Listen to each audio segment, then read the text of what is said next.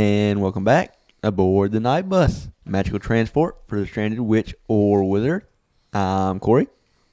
And I am not. No, you are definitely not. Yeah, we definitely don't want two of them. No, there's only one. Only enough of me for one.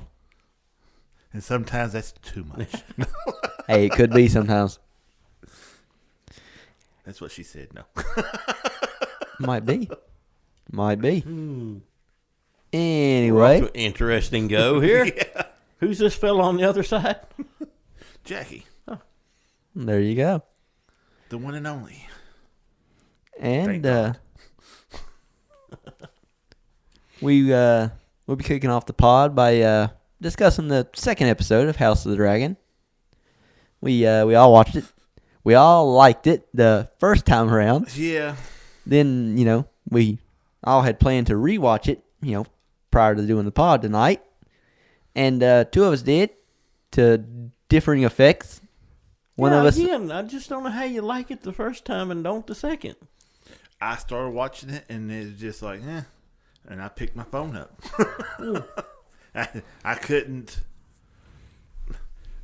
Like I was talking about in the episode, it ain't that so much that it goes so slow, but for this to have the budget it has, you don't see nothing of the rest of the friggin' world on this whole. It's a pretty compact Show. story, though. I mean, it's just what's Yeah, happening there. It's very heavily focused on these Like I said, two places. Yeah, Yeah. I'm getting tired of seeing these two places. I want to see what the rest of the world looks like back. Like I It said was- last week, man, my favorite. And they did it again to me. What's that? But it was in like the recap at the very beginning, man. They Oh, showed the yeah. wall again. Just take me north. That's where all the good stuff happens. Oh, yeah, I mean, The Everybody show's loves good. them. I'm not saying the show's not good. It's just what? I love it when they go north. Everybody Oh, loves yeah. the North. The Yeah. North is, the North is where everybody wants to be. But this show is House of the Dragon. It is focused on the Targaryens. So it's now I can tell you that we will get to see a little bit of other places in the upcoming episodes when battle starts breaking out, because battle's getting ready to start breaking out.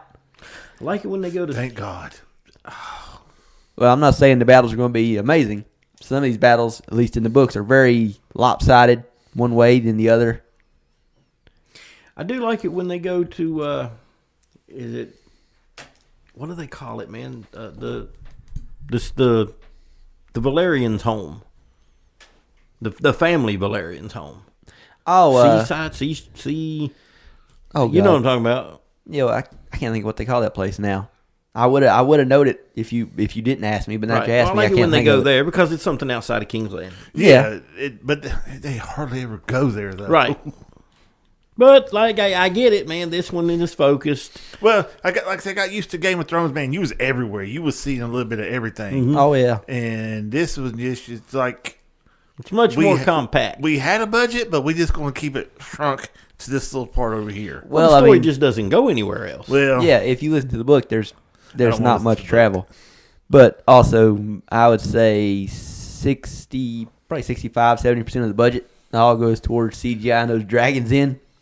Which you're going to like probably coming up in the next few episodes because Yes. you're going to get a lot of dragon action. see, I like the dragons, but when they was doing like what's going to happen next week, and you see the dragon flying up here and it's looking down as the troops are coming out of the gate and stuff, that looks so cheap. I didn't think so. The graphic on that was just so cheap. I didn't even watch the preview for next week. Oh, well, then that totally lost you when I asked you, do you think the graphics was... Well, see, when you sent me that message, I didn't know you were talking about that, but I just I can assume when you're talking about a dragon and then people below, I'm like, yeah, they spent all the budget on the dragon, so naturally people below are going to look cheap. Oh, yeah, no, this was literally, it was an aerial view of them coming out of the gates and everything else over, and it just looked so cheesy. I was like, damn it, man, I look like I'm watching this on my flip phone. That's how bad it was. I don't know about that. I have to obviously see that when it. You're not watching the opening credits and look at the tapestry and stuff that's going on. Yeah, what's What up? the hell wrong with you? I did rewatch that. Well, I say rewatch. This time around, I did watch the tapestry. Good, I'm glad, because I wanted to ask you a question. Okay. Do you see anything on that tapestry that happened in the books that we haven't seen yet?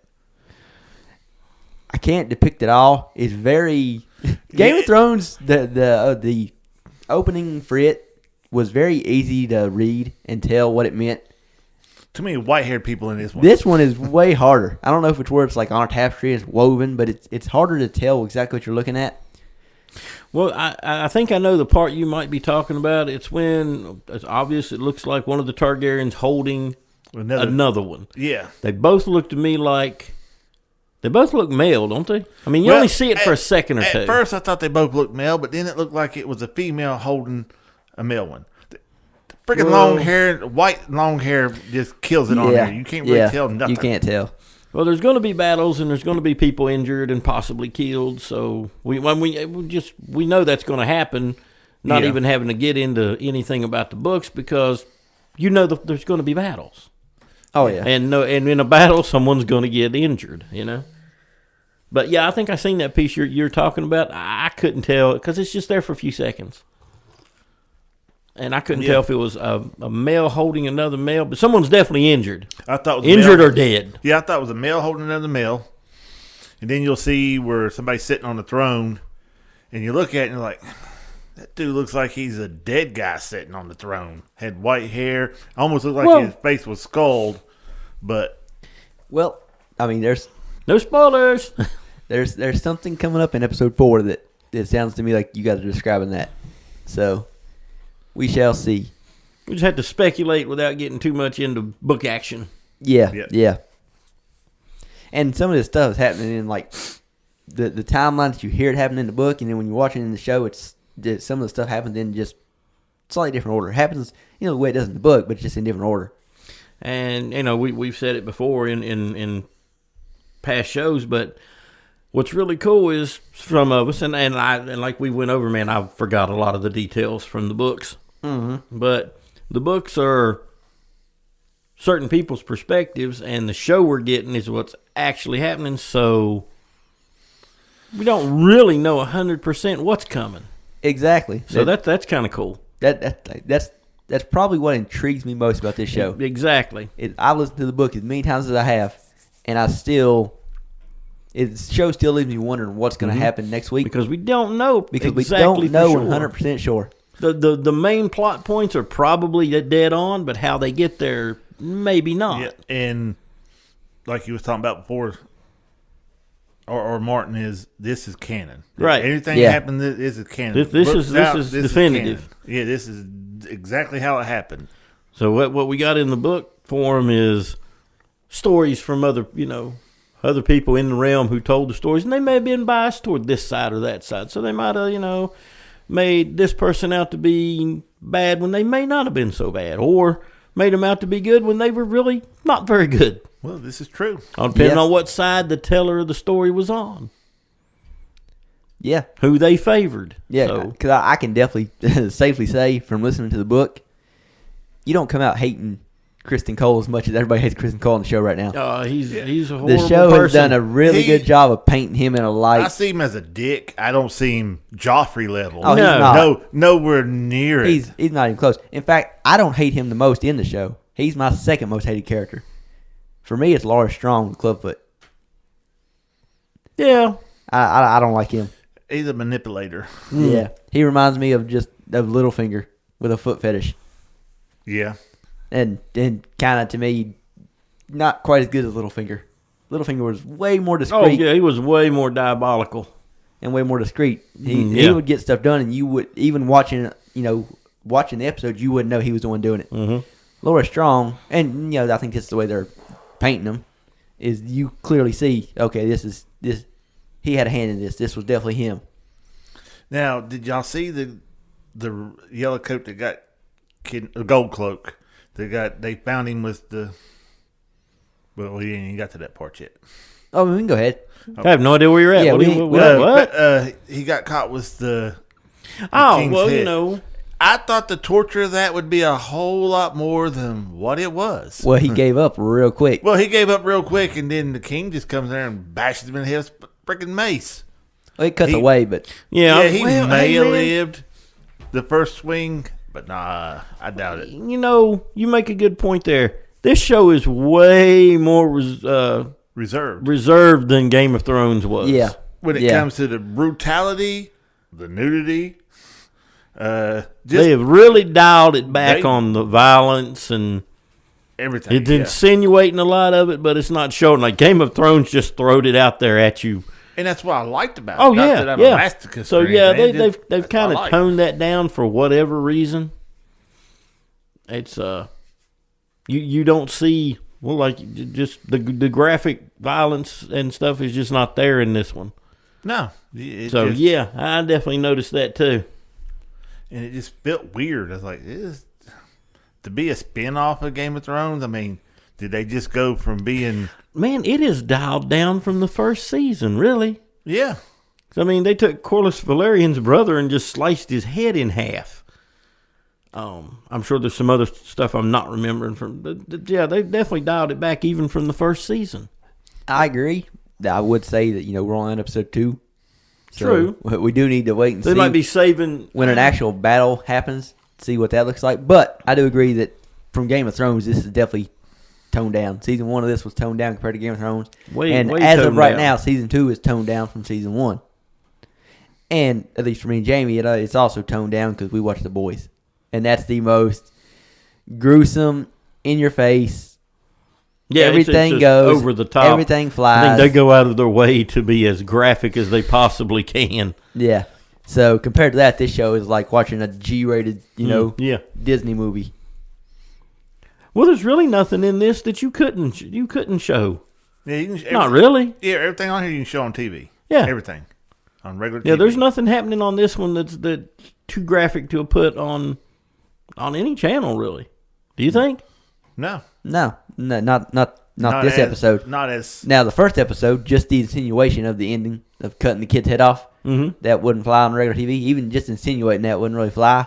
I don't know. But I see the stuff that they won't let them do on TV now, and that wouldn't fly. Yeah, maybe not, but it's... Years back it would have, but nowadays on regular, cable TV, you wouldn't see even an insinuation of, cutting a 6-year-old's head off. But, like I said, Game of Thrones would have straight up showed that. Yeah, I'm going by watching Criminal Minds and stuff like that. Yeah, they get pretty graphic on those shows. I don't watch cop shows. Yeah, they really like Special Victims Unit and whatnot. Yeah, they get pretty graphic. Yeah, that's why I'm saying. Even shows like Bones. Oh yes, I love me some Bones. Would go deep into way more than what you've seen on this so far. Honestly. Oh yeah, you see a corpse hung up in the air with the back of his rib cage cut open and spread eagle around to the front. So yeah, they're definitely dialing things back for whatever reason. Sounds like something the Boltons would do. Flay you. Yeah. Yeah.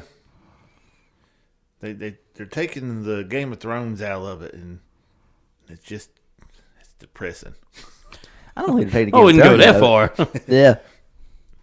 But it's definitely it's way softer. Like I said, for whatever reason they're doing it. I was looking for if not exactly as real close to. Well, yeah, Game you of think Thrones. they would keep it on the same level as because the story is as graphic as anything in Game of Thrones was. Oh yeah. Listening to the book, it's although a lot of the graphic stuff that happens in the book is told through the eyes of Mushroom. Which was probably the least likely to be true. Well, we couldn't find is most of what Mushroom has to say about what happened is not what happened at all. Oh yeah, and they've not showed him whatsoever. No, apparently he just does not really exist.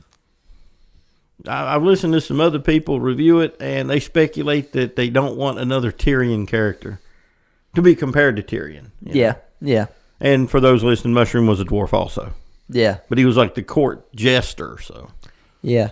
But they've not showed him on the show at all yet. Probably, I'm assuming if you haven't seen him yet, you're not going to see him. Yeah. Probably not. It'd be hard to introduce him right now. Mm-hmm. Because we actually, at this point right now, we've met a lot of characters. Some of them, people don't even know yet are important characters, but we've met a lot of characters. Mm-hmm. We still got a few to meet. We'll get to some of that and some speculations on that shortly. But yeah. But, so where are we at? We're just starting. Right. So we know in the previous episode they lost the heir. You know, Jaehaerys. and they captured at least one of the culprits, They leaving the castle, like you said, with a child's head in a bag. Yeah, Yep. like that wasn't going to draw some. Well, you would think, he's a gold cloak. We're talking about blood, the gold cloak. He's the one that gets caught, and that's what happens in the book too. He's the one who gets caught. But you think he would know how to escape a little better than that, being a gold cloak? He was a blundering idiot. We found this out last week. He was a muscle-bound idiot. Yeah, that's all he was. I mean, if you were going to pick a person to go in and do something that type of stuff, would you pick him? Well, they had two people. So you had the one that knew how to get in and out of the castle and everything. Then you had the muscle to go with him to do everything. It seemed to me like a bad choice from the beginning. The chances that these two are actually going to manage to do this and get away with it. Well, yeah, because the other one didn't respect the other one, so, Oh, Man, yeah. you have got... I mean, we're talking Targaryens here. You have got access to money, power. Why would you get these blundering idiots when we know that there is an entire group of assassins that exist in this world? Well, Why would you not use the faceless men? I mean, we have they're not mentioned not once in the book, so But they exist. But we do know they're in this world. we know. But I guess So it the just seems Targaryens like- don't necessarily know they exist. Yeah, Well, you would think. and you think, what you're saying with all this money and stuff and gold, that was her dad's gold. Yeah, she doesn't have any of that. I'm sure Damon has his own resources. I don't think he has the resources that you would think you'd have. Now, granted, all these marriages that And I'm not get advocating. shuffled here and there, so they might be able to pull a little here, a little there, but they'll not have nowhere near what King's Landing have, even though they make it sound like they don't have none whatsoever. King's Landing has plenty of gold Yeah, but right now. Yeah, hear him talking. Oh, well, we can't be giving this dude back his sheep because, this and that. And, well, we'll give you an advance. I don't really think we can do that either. I'm like, good God, are y'all broke? Just No, yeah, that was Otto. They probably didn't have the resources to give the guy back his sheep, but they could have gave him the equivalent, of what they were worth. I'm just saying, if you're going to do something as diabolical or intricate as sending someone in to assassinate someone in the enemy camp, this just doesn't seem like the two people I would pick. Oh, I definitely agree with you there. I'm just saying there's no mention of the faceless men at all. In the I book, know so. there's none in these books, but I'm just saying they're there. I mean, they exist in that world. So Yeah, but Damon ain't thinking right any damn ways. I mean, he's letting jealousy rule him. I mean, To me, honestly, that's what's the going fact on, that a these whole two lot of managed to jealousy. get in the castle and do what they did do says something about the security on the castle. Well, don't it? no, you got the rat catcher who's been around everywhere. Yeah. And if you remember, Yeah, they set it up perfect because the queen is complaining about all the rats. She's freaking out about it. Oh, now see, man, I've heard that mentioned too. And she's talking about she's afraid of the rats. And you remember, man, she's like a dreamer. Oh yeah. So that's I'm a little thinking- foreshadowing. She had something, and I knew it. As soon as she was mentioning the rats, I knew exactly what she was talking about. Clubfoot's people. That's how I took it. But She just meant, like Jamie said, she's a dreamer, so she can see a little bit of the future. but it's like really, really not dead accurate. Yeah, it's very vague. I mean, in the first season, she talked about, what was it, the monster under the floor? Mm-hmm. Which turned out to be the dragon that burst through during the coronation. Yeah. Yeah. So, I mean, she sees things, but it's not real clear. she gets an impression of what's going to Right. happen. Yeah, it's just like a vague impression of something. Yeah. She can sense something, see it a little bit, but not know exactly what it is or what Right. it means or when it's going to happen. Happens a lot in the Deathland books I've listened to. They're called Doomies. I've not got to that part. Very first book. Really? Are you sure? Hmm. Deathlands. I remember the Stickies. Yeah, Doomies. They're going up to the Darks, And that one guy told him, do you sense anything? He said, no, I'm not a doomie. He said, I should have got me a doomie. He said, you couldn't afford a doomie. Oh, I lost though. I don't remember. Yeah. It's been like a really long time though. Yeah, but yeah. Yeah, we beginning of this episode, we get to see the King Aegon having a complete mental breakdown. Oh yeah, just going wild and just breaking everything his dad worked to build in the room with his whole sculpture he had of King's Landing and all that intricate stuff. Yeah, Aegon just breaks all that to bits. Yeah, he broke out the fire poker and just started and beating just everything destroyed up. it. Yeah. And again, Which, I mean, his 6-year-old son had just been beheaded. Mm-hmm. Oh, yeah. In their home, basically. Oh, you know? yeah. And again, he's got his 2 little frat boys in there with him. Yeah. Which is the weirdest thing I've ever seen in my life. I mean, if dude in there beating everything with a poker, and you're standing there, what makes you think he ain't going to start beating on you with the poker? I was like, hey, Well, I mean, I guess they have they a little bit of space here, and I just shut the door on that while I was on the other side of it instead of being shut in there with him. I guess they understood that, he just lost a child and he's just venting, He's probably not going to start swinging on them. He's striking out at his dad right there. When he's beating the models that his dad spent all that time making. Yeah. And, and the hand. He's smart. Yeah, Otto. But damn if he ain't a cruel bastard. Oh, yeah. Yeah. Well, Otto's just all about power. Yeah. There's no way. He doesn't care about Aegon's his grandson. He doesn't care about him. No, not one bit. He doesn't care about Allison. Yeah, he didn't care about his great grandson either. No, he just no. No, he's the one that suggested that. Well, I mean, politically, pretty smart move. Yeah, he goes, I understand this is a tragedy, but we might be able to get some good out of it. Who the hell is thinking after their grandkids killed? We might be able to get some good out of this. Otto's always just conniving for the best angle. Yep. And, I mean, he reminds me more of Littlefinger than... Yeah. He is. Because his stuff is way more kind of behind the scenes, and you don't exactly see it at first. But, yeah. I mean, the name of the episode is Rhaenyra the Cruel. Mm-hmm. And that was all because the way he phrased everything. Yeah. Made it look like she was the one that done it. We're going to parade him here's another out example. to the thing. You got his granddaughter, the mother of the kid, just obviously disturbed to begin with.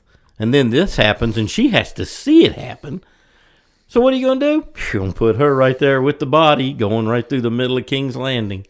Yeah, they're going through there, and you can see she's freaking out with them. Yeah, she just can't handle whatever kind of confetti stuff they was throwing. Some kind of looked like plants or something, plant shavings. Yeah, something. Yeah, I don't know what that was. And tell me, how does a horse drawing a carriage get stuck in this little itty bitty rut? Yeah, to where the horse and all the guards are fighting to push this thing out of there while that woman's freaking out. Were y'all just waiting for the kid to flop out of that? I was waiting for his head to flop off. Yeah, that's exactly what I was waiting to say. I just knew, this is going to be horrible, man. Yeah. It was all the rock. The body's going to flop off, and like you said, it's just going to be so bad. Didn't happen, fortunately.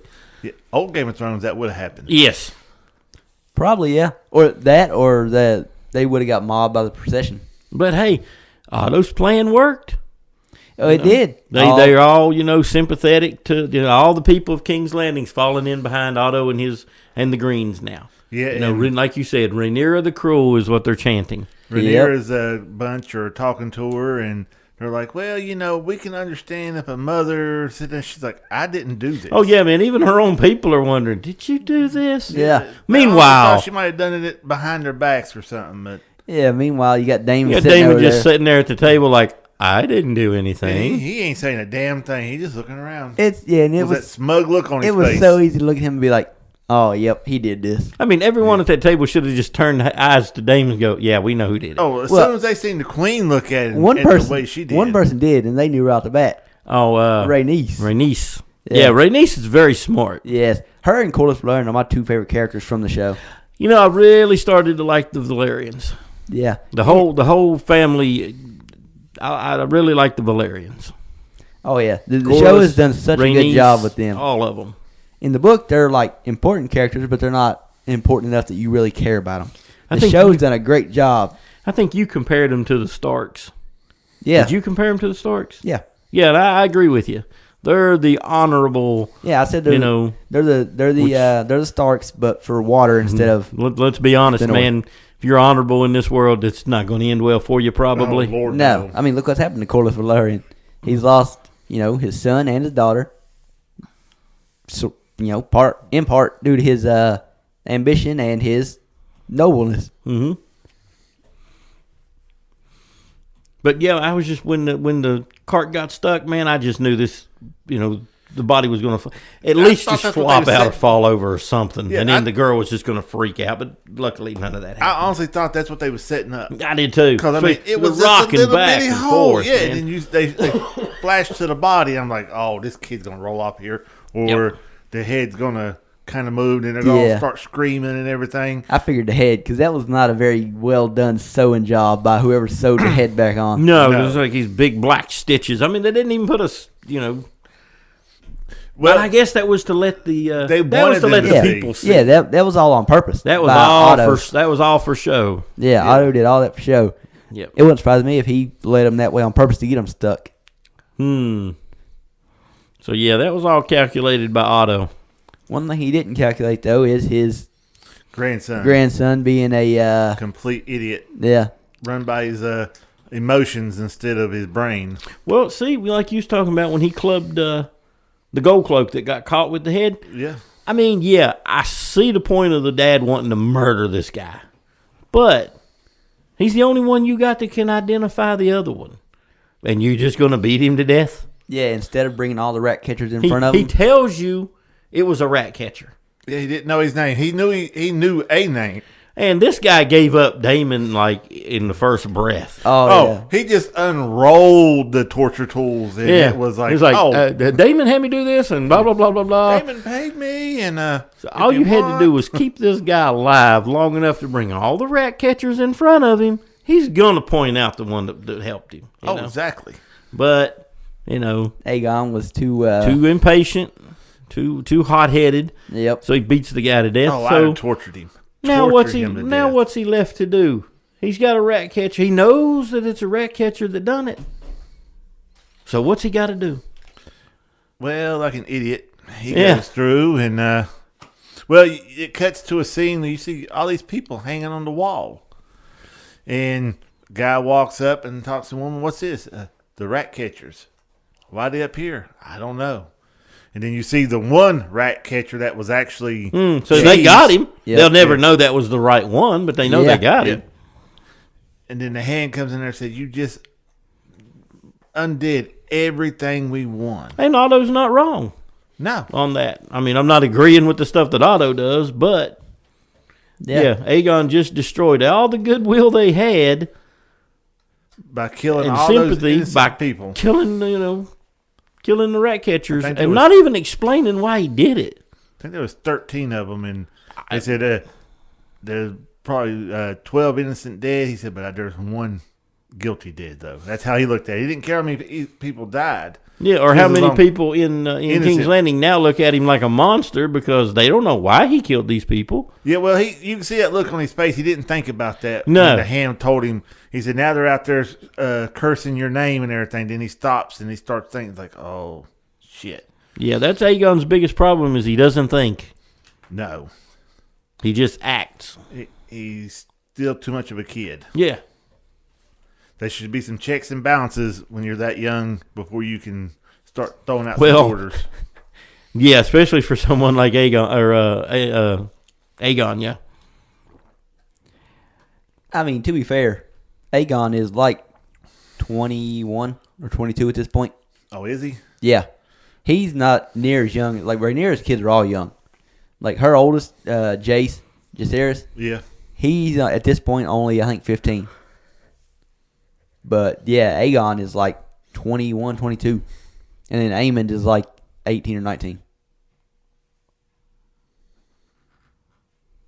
So he's old enough that he should have handled things differently. He should have known to handle things differently. But he also his 6-year-old son got his head chopped off. So I mean, yeah, Yeah. I I see can that see part. him overreacting a little bit, but But if you're gonna be the king, you gotta exactly. You've got to be able to take stuff like that a little better. Take it in stride and know how to. beat the guy to death after you've got all the information you can from him. Right. Definitely the guy doesn't get to live. No. Don't he? Oh no, he would have lived. He'd lived for a while. Oh, but I'm saying in the long run, he's gonna die. Oh yeah, he'd been tortured to death by the time I got done with him. Oh yeah, lock him in a room with a bunch of rats. There you go. Yeah. Down in the basements of King's Landing. Yeah. It may take years for me to finally finish him off. That means you still got to keep feeding him though. Yeah, just enough. Just rats.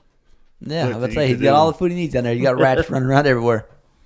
Doing like they used to do the ones back in the day when they wanted to torture them. They tie them to a wooden pole, smear bacon grease on their testicles, and leave them to the rats. Well, in the Game of Thrones, you remember the tickler, right? Mm-hmm. Yeah. Well, put a rat in a metal bucket, strap it to the stomach, and then put a fire under the bucket. Rat's going to eat its way out of something. Yep. That When was also on. Fast and Furious. Yeah. Too Fast, Too Furious.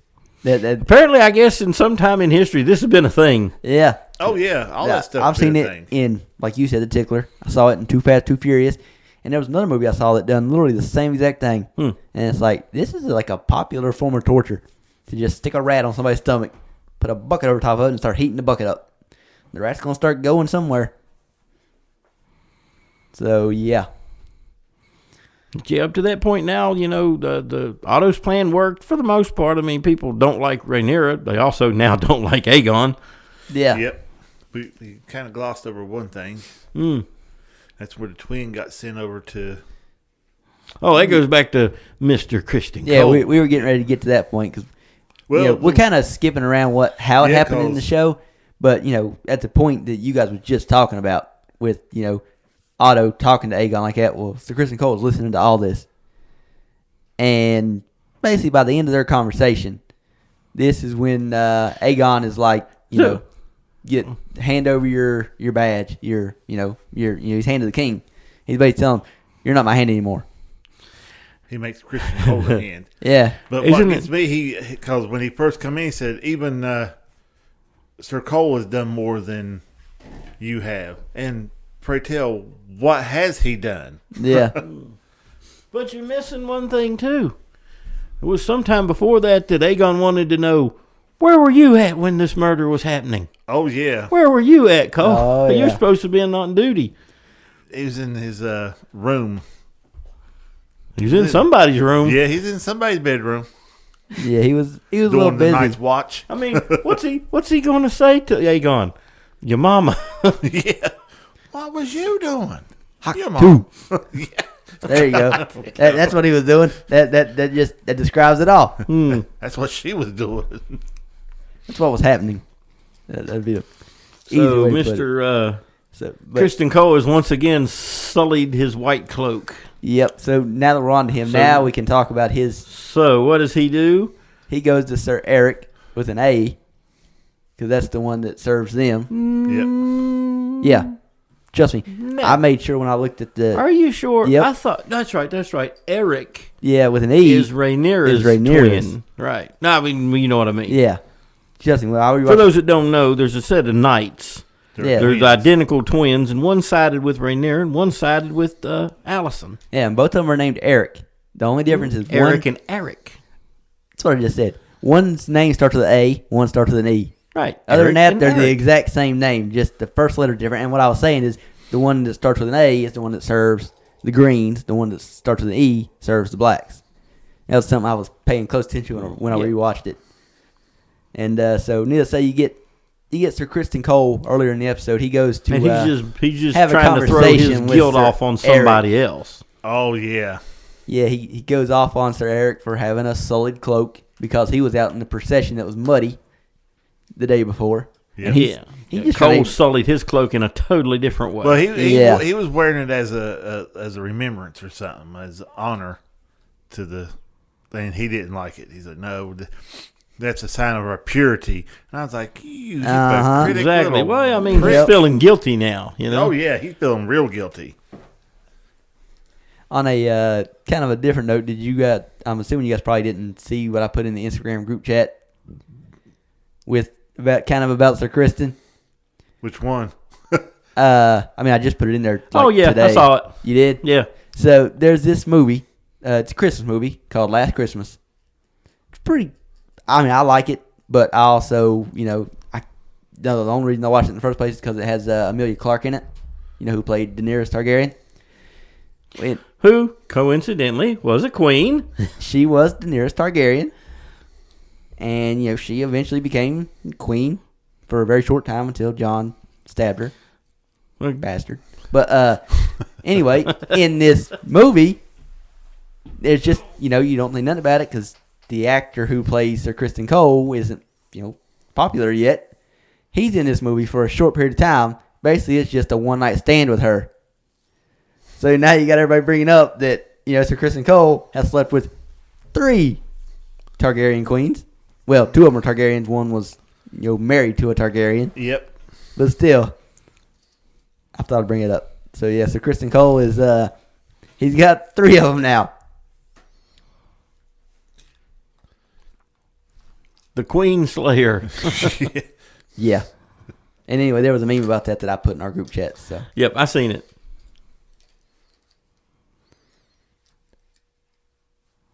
Where we at now? Now he's Sir, getting ready Now to he's sending, send Sir Erryk Sir with Erryk. on a mission. kind of a dishonorable kind of mission, man. Yeah, 'cause- for Yeah. a night, Yeah, knights I've got to don't go lurk in the and dark. lie Yeah, he said- and be sneaky and trickery and not very knightly. yeah, he didn't want to do it, and he brought that up. Mm-hmm. And then he said, I'll go talk to the king about such and such. And he's like, yeah, let's go talk to the king about you and his mother. Mm-hmm.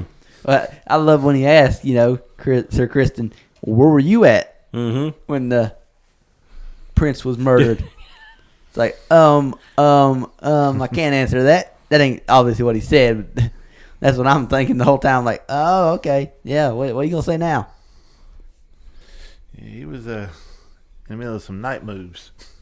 And I have I'm not asking, for spoilers or anything. And I don't know what Kristen Cole's fate is. I don't remember if it ever mentioned it, but It does. I hope he dies. I know exactly what's coming with Kristen Cole. But at any rate, so you got the one twin. He's not into this mission, but he's been ordered to do it by his superior, so he's going to be the honorable knight and do it. And do it. So off he goes to Dragonstone. Yeah. Yep. And I was so excited for this because this is another thing that in the book, we don't know 100% how it happened. We know that Sir Erryk and Sir Arryk end up dying. And, there's a couple different variations of it. And, there's like 3 different variations. And one of them is that, they kind of run into each other at Dragonstone because, the one, Erryk, is trying to kill Rhaenyra. So Now let me ask you. I may have missed this. Because we know the girl spotted Erryk coming off the boat and knew she just talked to the other one. Or talked. Yeah. She's seeing this guy, knows she just talked to this guy. Oh, yeah, she recognized it. Did she drop dime on him? Because he went and took, he come in there awfully quickly. Yeah. Well, I think he suspected something. I think maybe she dropped dime on him. Well, I assume that's what she was doing. She's not mentioned in the book to anything to do with these two, so I don't have a clue how it happened. Like the book, It doesn't show it happening in the show, and then I just missed it, did it? No, it definitely didn't show. But in the show, when she tells the guards a moment, and she turns, I assumed that she was going back to tell somebody. Yeah, so I'm thinking it's going to turn out that she did. well, I know from the book that she thinking- can't leave, so she's definitely not leaving Dragonstone. I know because she's got more of a part to play, so she's not leaving I think she Dragonstone. turned and must have went back in the cat and told somebody, "Hey, something's wrong." I think it was his brother felt him there. I mean, Well, they're twins, 'cause I'm not going to say that's not You'll possible see him either. walking, and he hides, and as he's walking this way, he spins around. They never see each other, and he starts walking, and he stops and looks back, like he has a feeling, and then he walks on. I mean, that's entirely possible too. Yeah, I mean that's what I think, but I do think that she turned back and because like Going to, yeah. I also knew again from the book that I just knew she wasn't getting on that boat and leaving. And when Erryk, I mean, and he's a dead ringer for his brother. Oh yeah, So he's able to walk through the castle. Just nobody pays attention, you know. And so he's able to get right into the queen's room. Yeah, And you can tell from the way he drew his sword way back here at the door, and he's like apologizing, didn't want to do it this way, or he would apologize. yeah. I mean, he's my still queen, I a didn't wanna do it this he's way. still a knight. You know, when the he's a smartest Kingsguard. thing to do would have been to play the role, get close enough, and do the job. That's not him though, No. and that's why Sir Kristen Cole. So I mean, he sent the wrong reluctantly man. was doing it. He didn't want to do this. No, But he was the only one that could just literally Right. walk freely inside the castle. I mean, Right. strategically, it's genius. oh yeah, You know, you got a guy that looks just like one of their men. You can walk him right in there. Yeah, But just before he's able to take her out, Erryk pops through the door. yep. Now, which one of y'all think killed who? Now, look, man, and this is interesting you brought this up because I know a fella who, did you watch the fight? I mean, did you like back up and watch it or anything? I didn't go through and watch and make sure I kept eyes on who was who, but yeah. No, I know one guy who has said that he watched the fight and that was not the brother that was The bad one actually won and killed himself at the end. right. Yeah. The Erryk with an I A. don't see that. I do. I rewatched it. Really? Yeah. What do you think? Because he 'Cause killed maybe- his brother, and he felt horrible on that. Didn't feel good going in there to kill her like he did, and then Well, just see, I disagree with that because he said, "Forgive me, my queen," before he fell on his sword. He wouldn't have said that to Rhaenyra. That's not his queen. why would he kill himself for though? because he just slayed his brother. Yeah. Yeah, I agree with Jamie there on who won. I think it was the good brother that won. But I rewatched the fight today when I rewatched the episode, and I intently watched it trying to follow who was who, and I still couldn't follow who was who. Really? Yeah, on a rewatch, I could not follow who was who. So it literally just come down to, again, at the end, I'm just assuming that the one with the slash on his leg. They both had slashes on the leg. See, and that's where I get lost. So I'm just, I don't know. Yeah, the first one got slashed on the leg, and they started battling. It wasn't like 2 or 3 seconds later, the other one got slashed on the leg. Yeah. It's just that one phrase when he says, "Forgive me, my queen." Yeah. Allison's man wouldn't have said that. I think he had changed heart. I don't know. He didn't really want to go in there and besmirch his honor to begin with. Then he ended up having to fight his brother, and their little banter back and forth and stuff. I think it was the bad one that won, and he just went ahead and killed himself. I'm gonna stick to my original. I'm gonna say that Erryk won the fight. I'm gonna say Rhaenyra's man won the fight and then killed himself because he had to kill his brother and he couldn't live with it. I'm gonna say the other one Yeah. killed himself because he killed his brother and didn't want to be captured. Well, I mean, imagine- he's not going to live through it, but he could. I don't know. I think that Rhaenyra's man won that fight and then just couldn't live with the fact that he killed his brother. Yeah. That's what I'm assuming happened. But You're not alone in thinking that it was the other one because I've talked to other people that thought that too. That's what I was thinking. So I don't know. either way, It was shot very well to keep us wondering. It Honestly. was. Oh, exactly. And again, like I said, listening to the book, I was waiting on this to see exactly what happened, and it did not disappoint. That was so well done. Mm-hmm. And that, how it happened there is how I wanted it to happen. When I listened to the book and the various ways it could have happened, that was the way you wanted it to happen. But either way, both of the Erryk twins are dead now. That was definitely a highlight of the episode, by the way. That was Oh, yeah. Oh, yeah. that and the drama of maybe the kid's head popping off. Yeah. Yeah, because I honestly thought they were setting that up for that. I was like, oh, I don't really want to see this. But No, but they kept you like cringing for a minute, like, yeah. And I was just waiting for that next time they push that to just roll the child out in the road. Yeah, like I said, you got these big horses pulling this. It ain't like the buggy weighed 1,000 pounds or something like that, and it could not pull it out of that little bitty rut. Anybody, if y'all watch it, y'all go back and look at it again and look at it. There's no way that horse couldn't pull it down. There's sure in hell ain't no way the horse and all the soldiers pushing on it couldn't have pushed it out there. Definitely Crazy. two very good scenes. Yeah.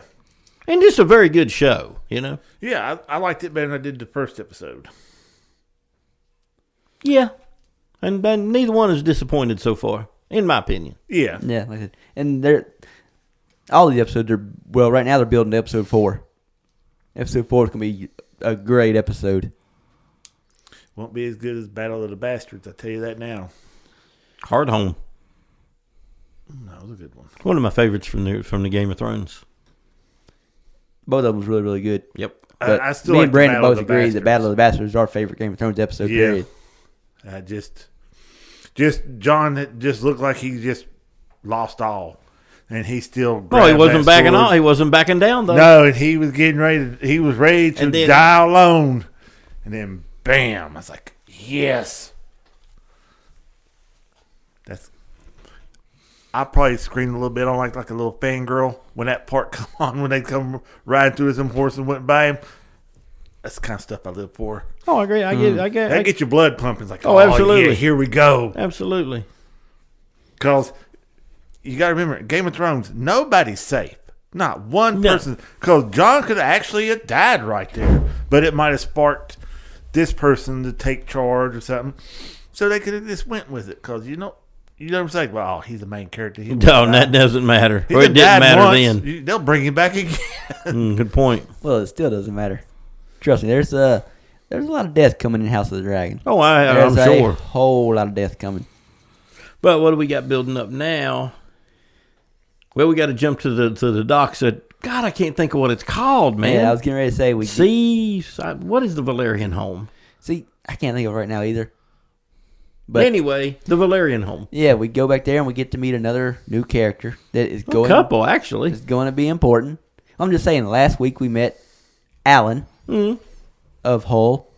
Now this week we meet, and they don't say it, but I can go ahead and tell everybody that's his brother. Well, it does say it. Adam. Oh, I didn't hear him say it. Yeah. Well, He calls him brother.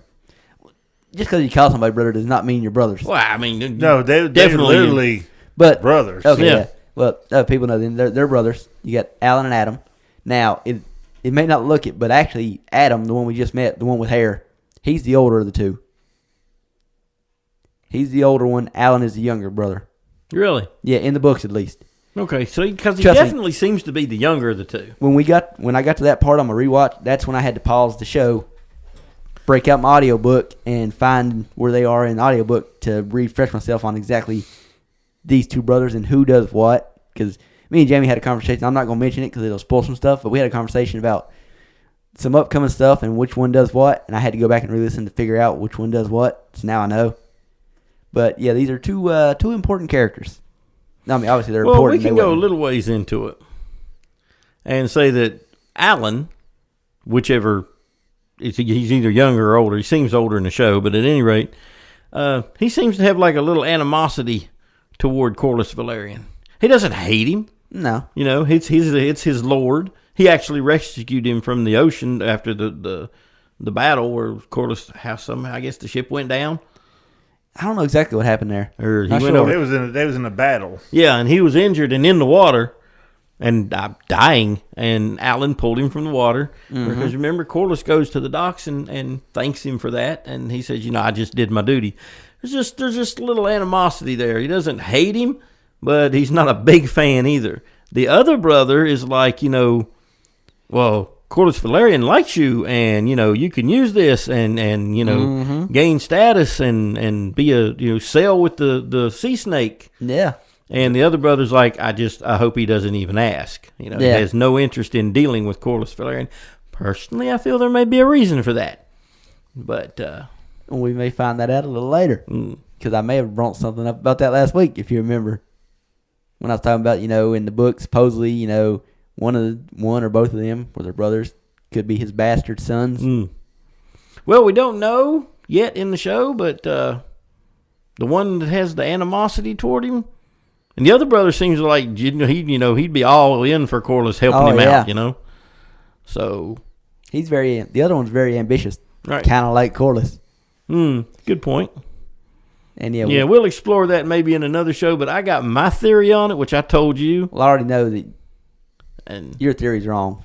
I hate to tell you. That's why I went back and listened to the book today. It's the book, man. We don't know. It's not. No, that they can't change it because it's. Sure they can. This isn't one of those, I stand by what I said. Yeah. You shall see. I stand by what I said. This isn't one of those deals where, there was multiple different ways it could have happened. We know that this person done this in the book. Okie dokie. So, yeah. We also meet another character, though, that's important. I won't gloat too much when I turn out to be right. It's literally impossible. There's certain things in the book, like I said, that aren't set. We find out exactly what happened in the show. This is something that it's in the book that this character does this. There's no changing that. It's not like it's one of those events. He's doing this multiple times throughout the book, so they can't just change who that is. Historian could have got the name wrong. He didn't get the name wrong because something happens to the other one. Right. The other one doesn't die. Uh-huh. He's with the other one. You're giving away too much. I'm just saying. Anyway, You're giving away too much. We meet another character that we actually mentioned last week. Hugh Hammer. Now, I did not realize, because based on listening to the book, I thought he was in Dragonstone. I did not know he was in King's Landing. So, but anyway, we meet him in King's Landing, him and his wife and their sick child. They have enough money that they can afford to pay triple what they would normally pay for a chicken, for some chicken broth. But you gotta eat. Yeah, I'm just saying they've got enough money for that. But as they say, they don't have enough money to be storing away food like everybody else is doing, hoarding it up because of the blockade. So we meet him, and like I said, he's got a role to play.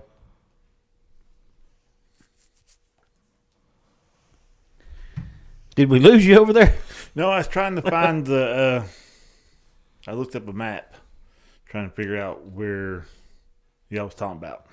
I'm gonna go out on a limb and say that from my impression from the show and the book, I got an interesting take on Hugh's character, which we may have to look at later on, because I think he may have been painted by somebody as worse than he actually is. Oh, well, you talking about how he is in the book? Yeah.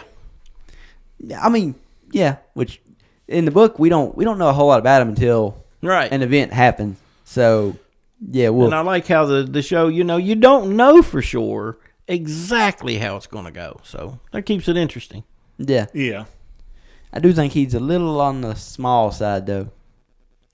In the book, I don't know. He's not a very small man. In the book, he's described as being giant, though. Like he's almost as big as almost mountain size. Oh, well, I didn't realize he was that big. In the book, he's described as being just. I know, honestly, man, from Game of Thrones, if they were going to keep it right, I mean, I like the actor who played Robert, but he was nowhere near big enough to be Robert Baratheon. No, he should have been He should have been monstrous. He should have been as big, if not bigger, than Ned. Yeah. Instead, he was much smaller than Ned. Yeah, he was short and plump. Yeah, he should have been a much bigger man. I like the actor who played him. Oh yeah, but didn't quite fit the character. Yeah, well, he plumped up after become king because all he did was. Yeah, but I mean, just height and that happens size wise. He's just the way they describe Robert Baratheon as a young man should have been big. Even as an old man, like when in the at first, least maybe like the Hound size. Yeah. Oh damn. In the first Game of Thrones book, he's described like when he's king, like what we see on TV of him, he's described as being he's grown fat over the years. He's still just huge, though. Like he's, like Jamie said, he's like hound size. He's not mountain size, but he's like hound size. But fat because he's just kind of When he was he younger, never wanted to be king exactly. It's really not his thing. When he was younger, he lived for battle, and that's what kept him in shape and everything. So now that he has no battle, they talked about the big warhammer that he carried. Yeah, that most people couldn't even lift up. Yeah, he's described as being very Thor-like. Yeah. In the back in his younger days. Definitely no. In his younger days. Yeah, in the books. In his older days, he would have been the Thor we got. He'd have been Fat Thor. Yeah, that's what he would have been. Just with dark hair instead of blonde. But yeah. Now, we also get a scene with Rhaenys and Corlys Velaryon talking about Daemon. When you get the line. You're going to have to feel this one because I'm blanking on it. That's when they're laying in bed. Yeah, that's when they're laying in bed. Oh, Rhaenys. Yeah, God, I always forget her name. Yeah, Rhaenys. I was thinking, why was Rhaenyra laying in bed with Corlys? No.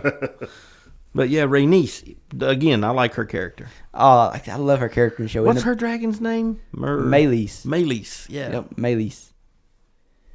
Because, they're talking about Daemon, and, Sir Corlys is talking about, Daemon fleeing, the time they most need him, and, Rhaenys is like, Daemon is, he likes to be his own master wherever he is. So, he basically had to go. He can't take orders, from Rhaenyra anymore.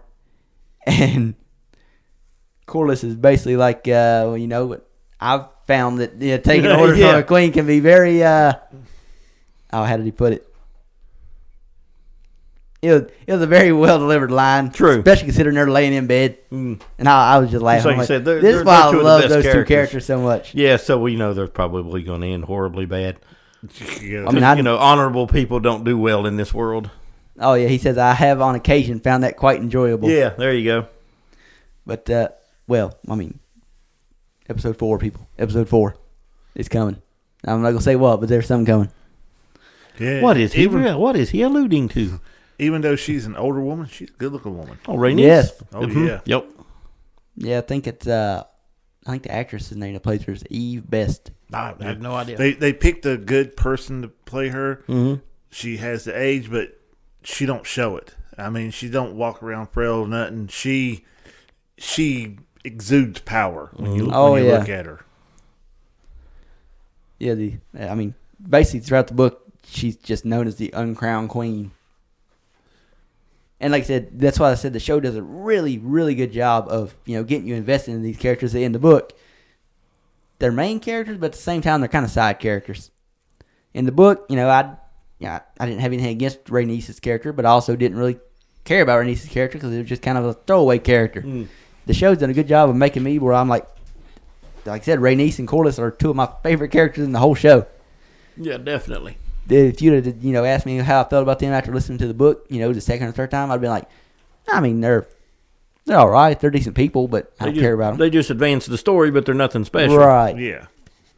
But no, I really, like I said, they're my favorite. They're my favorites in this take. They're the like you made a good point. They're the Starks of this series. Yeah.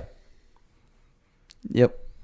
At least until we start getting some of the Starks. Which, when we start to actually get to see the Starks, then there'll be a reason that we need to see. Yeah, well, Yeah. Okay.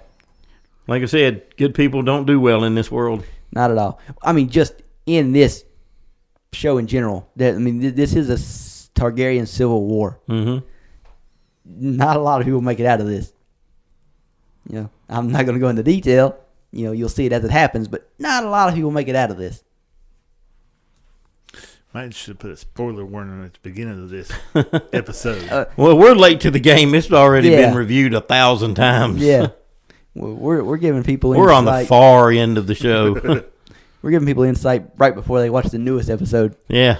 So it just gives them something to watch for.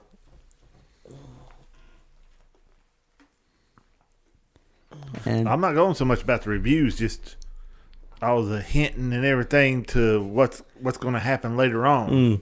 This show is so in depth that the little hints we're given is all it's going to do is confuse people more than actually tell them what's going to happen.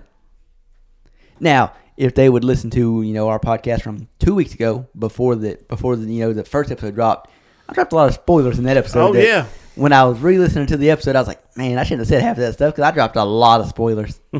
So basically, if you've already listened to that episode, then I done spoiled half the show for you. I'm really, honestly, man, I'm kind of glad I don't remember a lot of the details because I only listened to it once. Mm-hmm. And I remember the high points, but a lot of the details I don't, man, I'm kind of glad.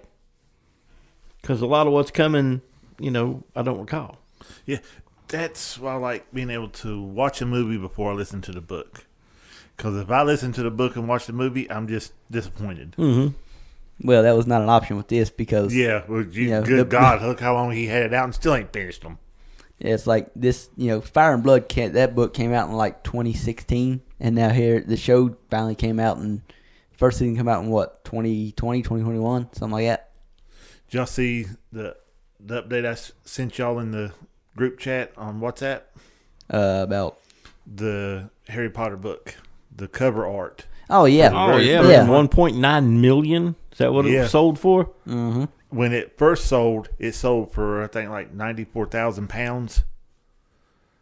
And now it's over 1.9 million pounds. Yeah, it's way up there now. It was all phone beds. Crazy. That's a heavy book cover. I was watching it with the Potter Collector off of 1.9 million. Yeah, for just the cover art. It's not the book. It's just the cover art, yeah. Yeah, just the cover art, the original cover art for it. Wow. At least she knows how to finish a damn book, unlike some people who write a damn book. Yeah, well, to be fair, she didn't go near as in depth as George did. And that's his problem, though. You could take all 7 Harry Potter books and turn them into one book, and it would be roughly the length of one Game of Thrones book. Yeah, but you got to look at it this way. She's over the years of after this putting that little bit out, she has built a world around it. Oh, yeah. Which That's what George is starting to do, which his world was already too vast anyway. Yeah. Which Yeah, is why he's making it worse on himself by doing this. But yeah, like I said, Fire and Blood, that was put out after the fact. Sir Duncan Egg, after the fact. All this stuff is after the fact. He's just adding on to what's already too big a world to begin with. So yeah. I mean, I'm not saying it's a good thing about how in-depth George went. In fact, that's one thing about the Game of Thrones show. If you listen to the books and then watch the show, it's like, well, the show cut a lot of stuff out. And the stuff they cut out was good. It was just useless stuff that's like, we don't need this much information, George. This is too much. Yep. And Some of these characters are absolutely useless. And the show cut them out for a reason. Because they go nowhere. It was basically just, he threw this character in there to give you another 3 hours worth of audio listening time. So, yeah. George goes definitely too in-depth on his stuff. Although it's working for, him helping with the script on this show. Yeah, because when you don't have no material, they go wild. Yeah, we've seen how that went. Yeah. Mm-hmm. Even though season 7, I still kind of liked. Yeah. I mean, it was the beginning of the end. I like season 7 as well. But that is where, a lot of people started to notice that the pace was picking up. Which for you, Jackie, that was a good thing because you don't like slow-paced shows. No. So for you, that was a good thing. But for most people, they like... you had 6 seasons worth of Game of Thrones where it was just a crawl. And all of a sudden you get to season 7, it's like, okay, let's go from doing 20 mile an hour to doing 50 mile an hour. What did they call it, man? The Westeros Express? Yeah. Then you get to season 8, and it's like, okay, now we're going to speed up to 200 mile an hour. Yeah, that was just ridiculous. But yeah, I agree with you that I don't hate season 7 the way a lot of people do.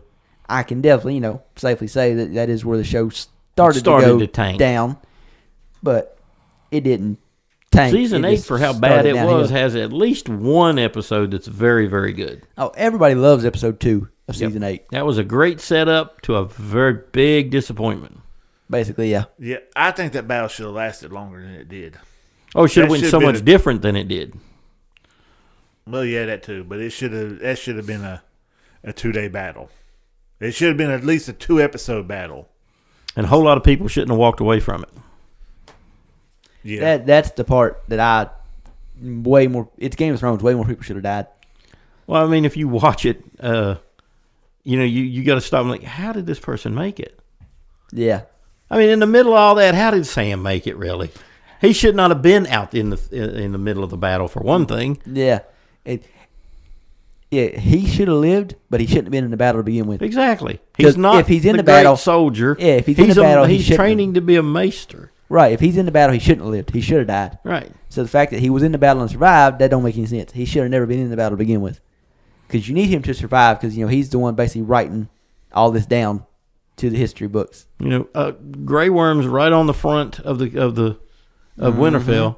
He's not going to abandon his troops. No, he's going to be in the thick of the fight. He's not going to survive. See, but when it comes to them, they was trained for so long that they had way more better chance. Oh, they had better chance than most, else. but they're right there in the front. It also helps if you don't send your all your best archers out to just die for no reason. I mean, your entire cavalry. Yeah. Into something you don't know what's coming. You just charge them into, yeah. And then it ends up turning, that should have turned them into more troops for them. I'm sure it did. Around. It did. I'm sure it did. I didn't recognize none of the ones when I was seeing them battle, but. Yeah, because you get that point halfway through a little over halfway through the battle when everything kind of stops and the Night King raises his arms and all the people they had just fought to kill, plus all their dead, all rise up.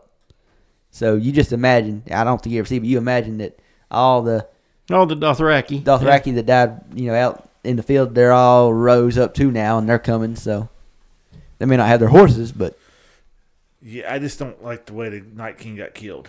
That's what Jamie was getting at. It was just ridiculous. It was ridiculous.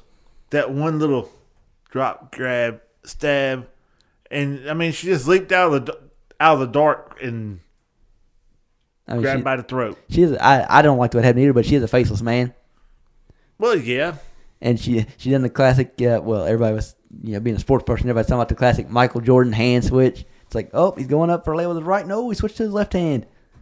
Yeah, I didn't care much for the exact of how it happened. Like where she jumps, he catches her and she drops the knife into her other hand and stabs him. I didn't like that. I would have preferred to see her actually in a sword fight. Yeah, this is Arya. I mean, I don't like Arya anymore, but it's still Arya.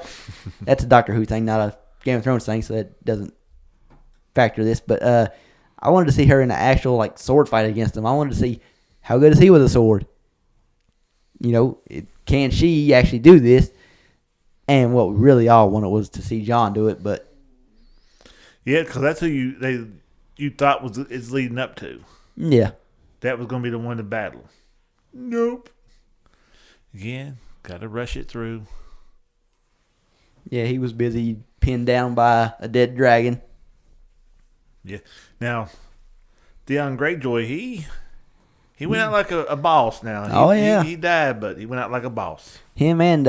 they did Theon so wrong in that. Well, they done him wrong through the whole time. I was like, you got to look at who Theon was. I don't think he did him wrong. I had so much disdain for Theon by the... end of that show.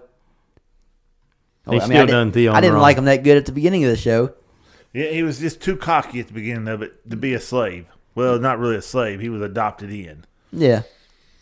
But then, I mean, granted, he could have killed the Stark kids. He didn't. He turned them loose. Ended up killing 2 other kids, which is fucked up. Yeah. But again, he stayed loyal to his house. Let them out. Don't forget, he chopped off Sir Roderick's head. Yep. Lost his manhood. Mm-hmm. Yeah. His bits and berries. Oh, he was definitely tortured. That was proper torture. Yeah.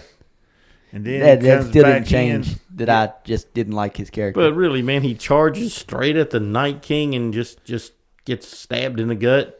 He was out of arrows. Yeah, he was out of everything. And that's what he was. He was an archer. That's all he was ever good at was being an archer, and he was out of arrows. So still, it just seemed like I said, I didn't like his character, so I was just happy to see him die. I didn't care how he died. They could have given him a little better death than that. They could at least got a cut in on the.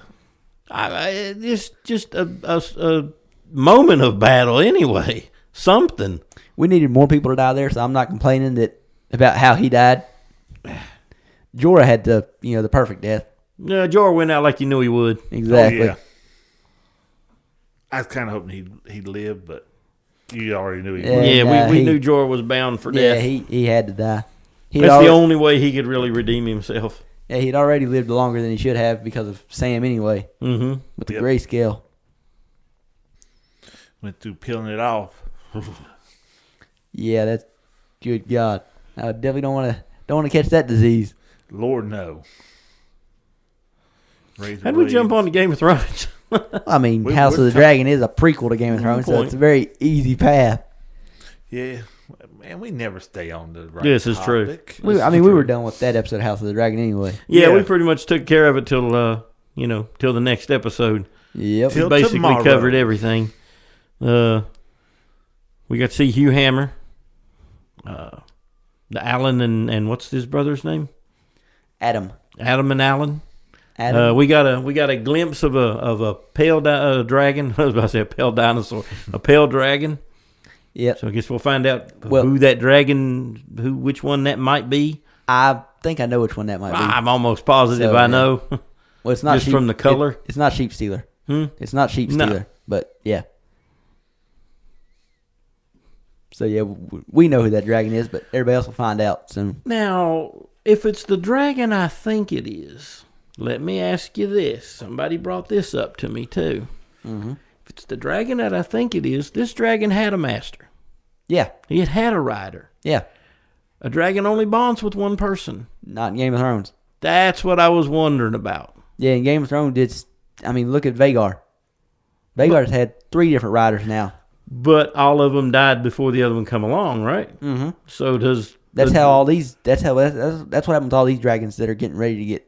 exactly. But that particular dragon, his rider may not be dead. You must be thinking of a different dragon then.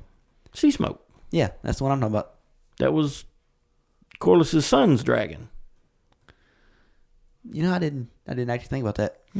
So yeah, Yeah, he ain't actually dead. So No. if he's not dead, can someone else ride that dragon?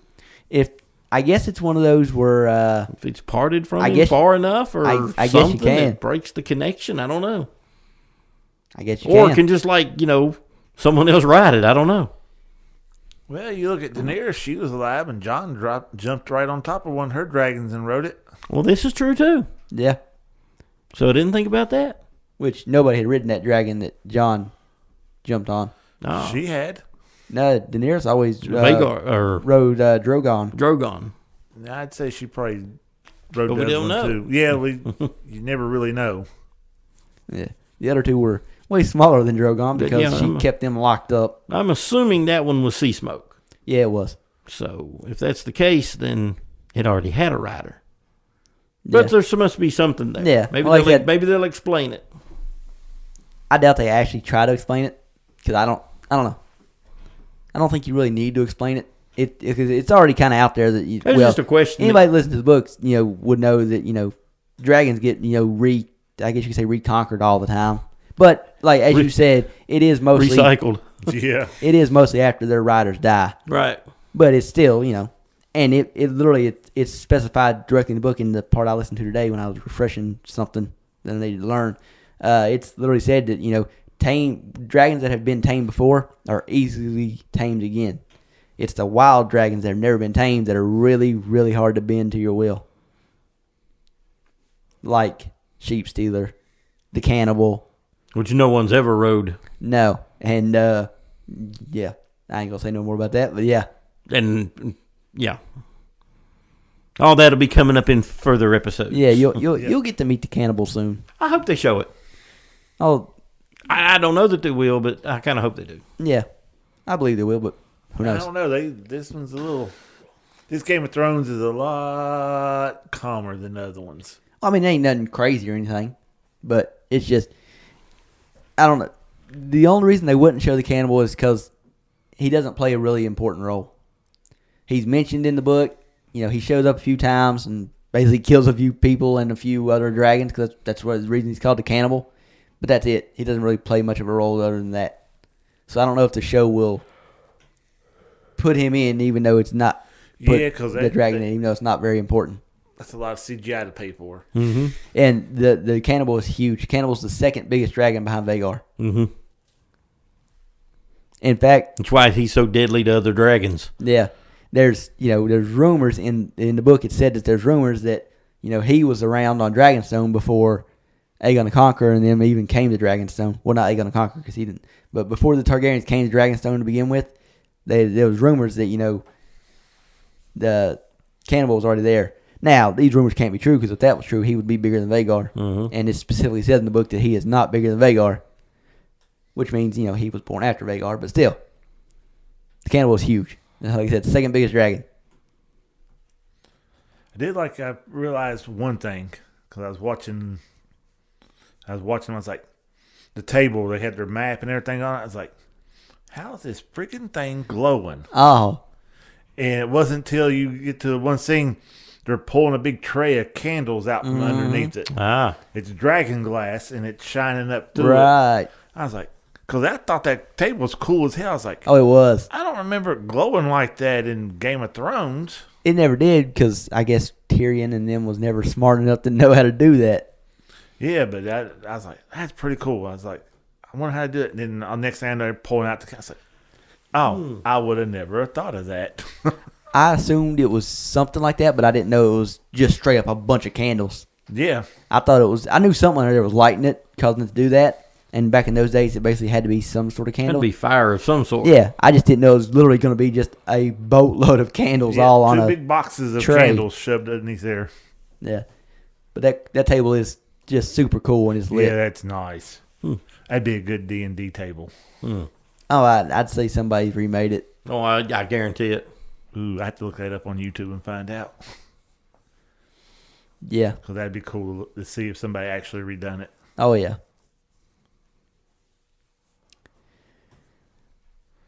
Anyway. It pretty much takes care of House of the Dragon. Yeah. And a little recap of Game of Thrones. Yeah. Team Start.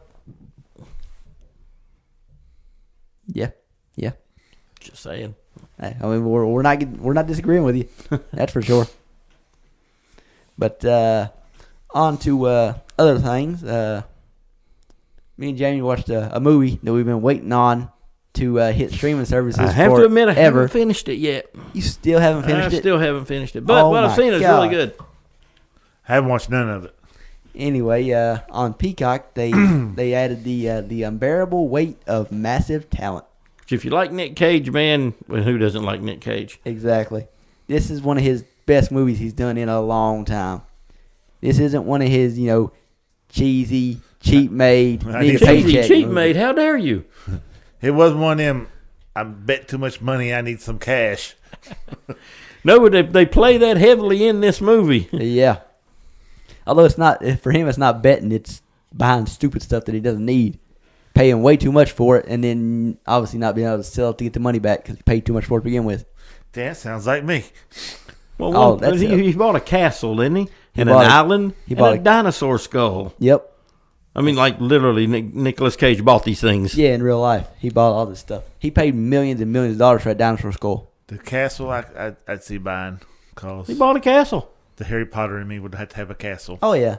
The dinosaur skull, I can see it. Millions of dollars? I don't think so.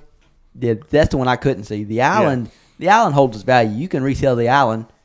That's that's the equivalent of buying land. Land doesn't depreciate; it only grows in value.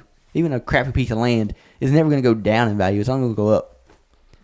Well, so I can see buying an island and a castle, but I was going to say the dragon, the dragon skull, dinosaur. Yeah, the dinosaur skull. That was, and throughout the years he's bought other stuff.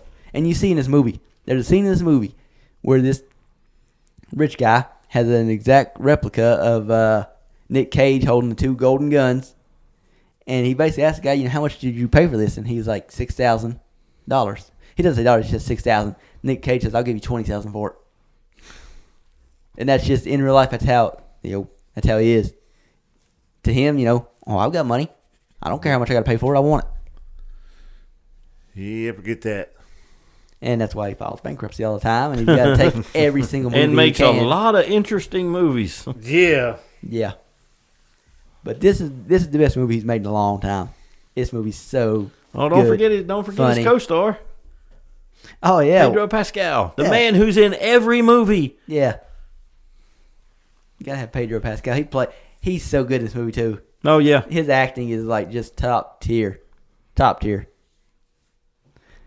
I ain't gonna spoil too much of the movie because it's well worth watching for people out there. It's not find it on Peacock right now. Yeah, it's not for everybody. My mom was asking me, if there was any good movies out to watch because she was trying to find them to watch, and I told her about it. She started it and she made it 10 minutes in, and she loves Nick Cage. She made it 10 minutes in, and she said, "This is stupid," and turned it off. Well, this whole thing, it's just a comic take on his life. It is. You know? Very much. So, definitely a cool movie so far. Yeah. And you haven't finished it yet, but it's got a slight... I'm sure it finishes good, too. I mean, oh, it does. It's got a slight twist ending, but you can see it coming a mile off, so it's not really a twist. Without spoiling anything for anybody else, was I right? And just a yes or no? No. Okay.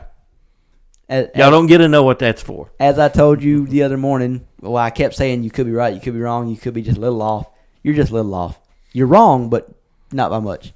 See, now that's interesting because I don't see where you could be kind of right, kind of wrong with what I was thinking. Well, you are. You're so kind of right, I'm going to have wrong. to definitely check and see what's going on here. So yeah, we'll clue you in after later on. Yeah, after we stop the podcast. See, I thought we was talking about a different movie. Yeah, because I didn't think you had watched it, but when you messaged back and said it was really good, I said, well, I think that's at some point you must have. Yeah, I thought it was a totally different movie. So I went on there and was like, oh, man, I don't have Peacock no more. I'll go ahead and get it back real quick so I can watch it. Then I clicked, I was like, oh, that's not the movie I thought it was. Dang it. So I went through and canceled my subscription. So I got it for a month. Yeah. Like I told you then, there's other stuff on Peacock that's worth watching that you can... I like Peacock, so there's a lot of good stuff on there. They got a lot of TV shows. The movie-wise, they don't have a whole lot of them. They got all the John Wicks on there for now. They're getting ready to leave Peacock, so I don't know if they're going... John Wick 4 on there? No. First 3 are, though. Dang it. Yeah, I don't know why the 4th one's not on there yet. It ain't on nothing anymore just yet. You still got to rent it. And it was, like I said, it was a good movie. You would think it would pop right up on there like they normally do. Usually a couple months during the streaming service. Well, there's a reason when it is good, it takes a while to get streaming service. Well, this Nick Cage movie came out in theaters over a year ago. Yeah, now this is one that they've really held off on for a long time. Yeah. Now, because I'm not going on my rant, but when you talk about if it's a real good movie, it doesn't go straight to streaming that quick. What movie are you talking about? I will say it's a little different with Warner Brothers. Warner Brothers movies, because Warner Brothers, got bought out by Max. So with Warner Brothers, Max kind of uses, Warner Brothers uses their service as a way to put their movie out on there first. So it doesn't follow the same premise that most of them follow. Doom 2. I was going to say, I was waiting for, take a drink. He said Doom 2. Oh, yep. Rule is, anytime Jackie says Doom 2, we have to take a drink. And like I said, I wasn't bashing. God, I wish we had booze. I wasn't bashing on it. I got some at the house. Also got some Corona. But yeah, like I said, Warner Brothers does things a little different. Yeah, I was wondering. Because Wonka hit Max real quick. Yeah. And I loved Wonka. Yeah, but that's just how Warner Brothers... That was a really good movie. That's how Warner Brothers does it. It was a lot better than I thought it was going to be. Like me and Corey's talking about, it needed some more of the Oompa Loompa in it. Yes. Oh, yeah, that's the only thing it lacked. Big time. Because he was just hilarious. But as soon as you said, I'm not going to go on my rant, I knew where you were going. Oh, everybody knew where he was going. Exactly. That's the one I read about. I mean, you don't watch enough movies to rant about too many. I watch a bunch. I keep watching the same thing over and over. That doesn't count. I'm one of them that doesn't count. If I start something new, I was like, no, I don't like that. I jump right back to something old. I was like, I know I like this movie. Why waste my time watching something I'm probably not going to like? So we can have these cool conversations about it. I can watch something. We can still have cool conversations about, let's say, Total Recall. If somebody ever watch it. And we could also have a conversation about Gone in 60 Seconds. I watched it. I just rewatched it again today for I think this is the 4th time I've rewatched it in the last 2 months. And it's probably about the 2 millionth time I've watched it total. So, I mean, I rewatch a lot of the same stuff over and over, but I also watch a lot of new stuff too. I just watch a lot of stuff, period. I don't get a lot of time to watch anything new anymore. But The Unbearable Weight of Master Talent it's really good. Like I said, me and Jamie have been waiting on it to hit some form of streaming service for the last year. I'm just taking it in slow, man. Clearly. I'm just you're taking it in a little bit. You're watching like 20 minutes at a time, and it's only an hour and a half long movie. Well, when I am watching it, I want to be very focused on it. I was focused on it for that 90 minutes. I went start to finish, and that was that. Then I'm getting there. A little bit at a time. Do we want to talk about what happened in The Boys, or do we want to save that for its own podcast? We gotta get somebody else to watch it first. I ain't watching The Boys. You would like this season. I do not understand. It just baffles me how you cannot like The Boys. It is everything you should love. He would love this season. It is gratuitous violence, sexual content. I don't understand why you don't like it. And I asked myself the same damn question when I tried to watch it. It checks every box that you like. Over the top action. Yeah, and for the life of me, I just could not get into it. And this season has a character named Firecracker, who is a hot little redhead. I second nothing. No reaction. I don't know. I love redheads. That's why I said you would love this season. How tall is this redhead? She's 5'4". Yeah, she's not very tall. 5'5". See, I want a 6 foot tall redhead. She's a superhero though, so she's got, she's strong. See, I like that. I can get a strong female. Again, but she might be one of them that could hurt me and make me not like it at the same time. Just the show overall, man. I just don't understand why it's not right there for you. Yeah. But, see, Michael said the same thing. Yeah. Now, that movie we watched in Florida this last time. The Ministry of Ungentlemanly Warfare. Damn good movie. Watch it again. Oh, yeah. 2 or 3 that's times. really good. And it's got just about all that in it, too. Probably not as bad as The Boys. No, it's nothing compared to The Boys. It's more realistic, where The Boys is unrealistic, superheroes.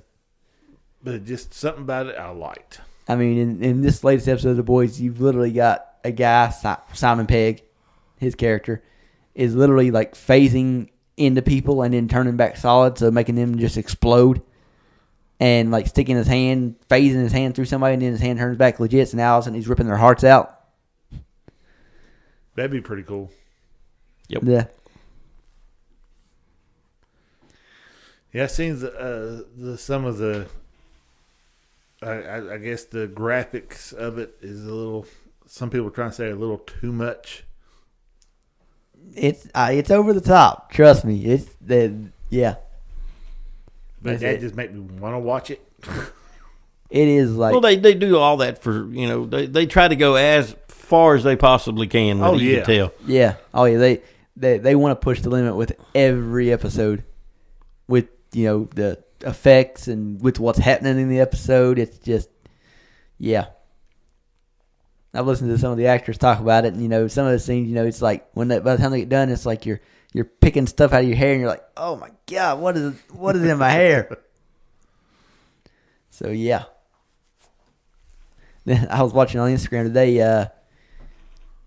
Kamiko, she's a character in it, and she's kind of invulnerable. Like she was the one that we mentioned last week. She gets at least blown in half by a rocket or a grenade launcher, and just to this point in the show, she's basically immortal.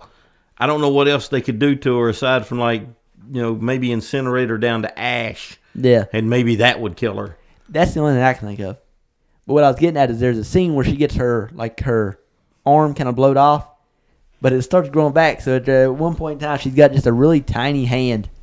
And I was watching the on the screen kind of how they done that. It was as simple as just having her put on a green glove, and then they just do the rest. So it wasn't as cool behind the scenes as you'd think it'd be. But in the episode, it was very funny. Her tiny hand. Like I said, a grenade launcher just splits her completely in half. Yeah. And she gets splatted into a pile of goo. Yeah. And pulls herself back together. So yeah, her face is literally laying kind of off to the side. What you could do that would finish her off, except like I said, except maybe burn her completely down to hash. Maybe that would do it. Maybe. didn't work on Deadpool. She put you a lot in mind of Deadpool. Yeah, when he was talking about the tiny hand, I was like, it's a Deadpool. Oh, Yeah. it's very much. Yeah, very, very Deadpool-like. This show literally basically uses a sword takes too, and doesn't makes fun of every movie and show that came out in the last 20 years. It makes fun of all of them in some form or another. Or takes something from them that was good, like the tiny hand from Deadpool. Yeah. So yeah, it's this season of The Boys is not disappointing. It is really good. And apparently this is the second to last one. Apparently season 5 will be the finale. The final. See, I don't know how. Like we was talking about before, I don't know how long source material went. The graphic novel that it's made from, I don't even. It may be over. In fact, I think it is. Yeah, it is. I don't know. I'm pretty sure it is.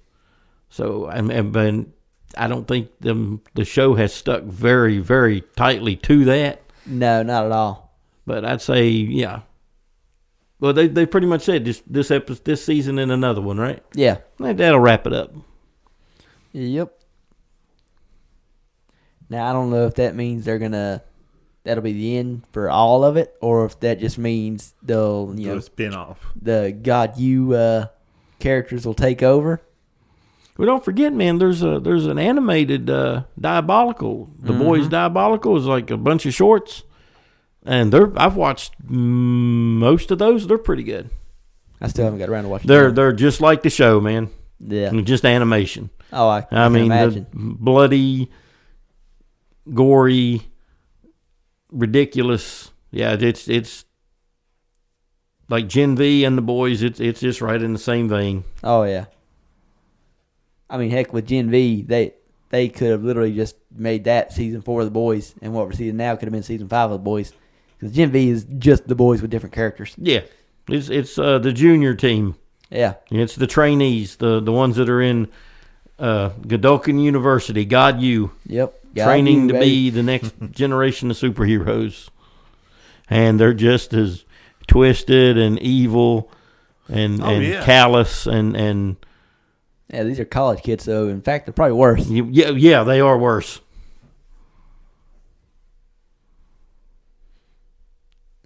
Anyway, anybody else got anything to say? Oh yeah, quick mention of one of the best trailers I've seen for like a long time. Red One coming in November. Yeah. Yeah, I'll have to watch that. Yeah, definitely, man. That's gonna be really good. Yep. J.K. Simmons, The Rock, Chris Evans. Are you saying it's Lucy theater Liu? worthy though? Yeah, I think so. Yeah, Okay. definitely would be worth going to watch. I think. Well, I had to stop by there and kidnap him and take him to the theater with Yeah. us. Hey, y'all get ready to go to that one. I'll do my best to make that one. That's gonna be good. Yeah. It looks really good from the previews.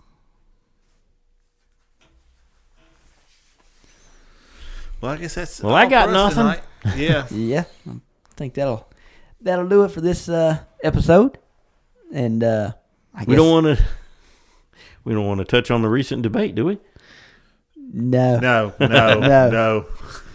Oh, come on. I don't think anything needs to be said about that. That hasn't already been, turned into 50 million articles. It means. Oh yes. That's what I know of it. Just the stuff I saw on Instagram, the memes.